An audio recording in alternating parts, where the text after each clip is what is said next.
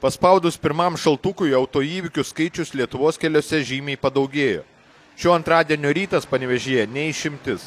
Pramonės gatve 9 val. Ryto važiavę Volkswagen transporteriu sutuoktiniai pensininkai artėjančios žiemos išdaigas pajuto savo kailiu. Į dešinį kampą kaip šėrė, taip pradėjo užnešė ledelis, aš da bandžiau vairą tiesyti ir nieko, taip ratai da susukti ir į baritūrą ir mums vertę per galvą, vertę yra apsukę, dar telčiau apsukę. Bet greitis toks?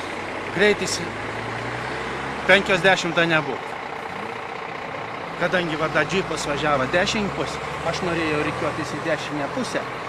Pro veidrodį džips lenkia ir aš važiavau tiesiai. Tiesiai ir po džips pralenkia ir blinkti, tas džipas buvo sustovęs.